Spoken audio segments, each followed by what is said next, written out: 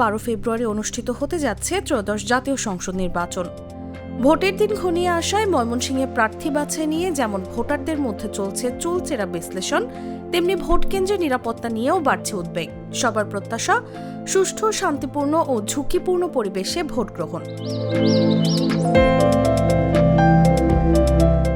জেলা প্রশাসন ও পুলিশ জানায়, ময়মনসিংহ জেলার 1365টি ভোট কেন্দ্রের মধ্যে 583টিকেই ঝুঁকিপূর্ণ হিসেবে চিহ্নিত করা হয়েছে, যা মোট কেন্দ্রের প্রায় 43%। এসব কেন্দ্রে বিশেষ নজরদারি ও বাড়তি নিরাপত্তা ব্যবস্থা নেওয়া হচ্ছে। সবচেয়ে বেশি ঝুঁকিপূর্ণ কেন্দ্র রয়েছে ত্রিশাল ও ভালুকায়, উভয় উপজেলায় 72টি করে। পাশাপাশি সদরে 65টি এবং পাগলা থানায় 58টি কেন্দ্র ঝুঁকিপূর্ণ তালিকায় রয়েছে। আইনশৃঙ্খলা রক্ষাকারী বাহিনী জানায়, যে কোনো অপ্রীতিকর পরিস্থিতি মোকাবেলায় তারা সর্বোচ্চ প্রস্তুতি নিচ্ছে। কেউ বিশৃঙ্খলা সৃষ্টির চেষ্টা করলে কঠোর ব্যবস্থা নেওয়া হবে।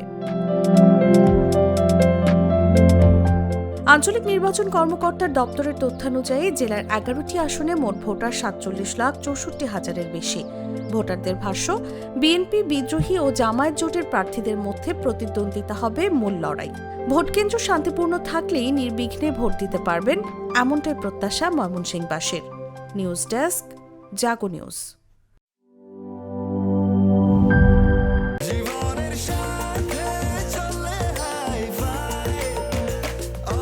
স্বাস্থ্যকর অল টাইম, সব সময় অল টাইম হেলদি লাইফ।